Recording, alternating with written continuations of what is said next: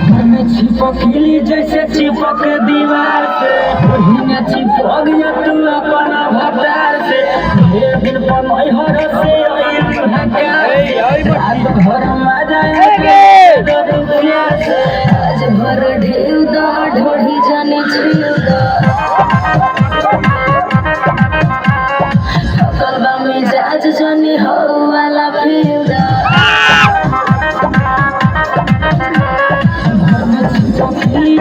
चिपक दीवार से वही चिपक जा तू अपन भतार से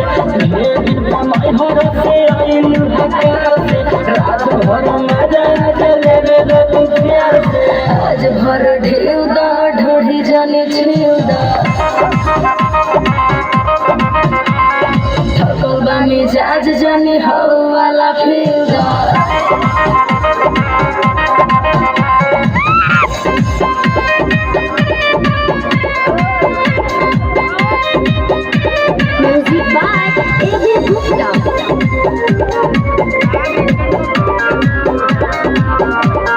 पोरे पोरे देह मोर टूटा तारे हो बान जबल दम घुटा तारे हो अब पानी पास बारा दास बैठे हो करो की बखेत जान दीदी आजुजो आज भर ढेउ दा ढोढ़ी जाने छिउ दा थकल बा मिजाज जाने हो वाला फिर दा चिपकली जैसे चिपक दीवार से वही चिपक जा तू अपन भतार से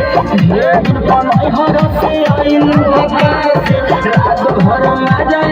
लेबे तू प्यार से आज भर ढेउ दा ढोढ़ी जाने छिउ दा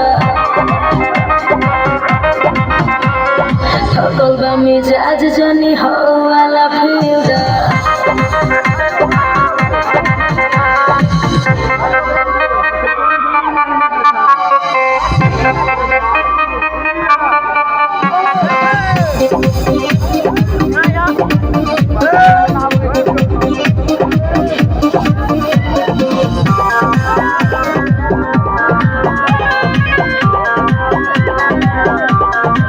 हमके मुआइया के छोड़ब कहो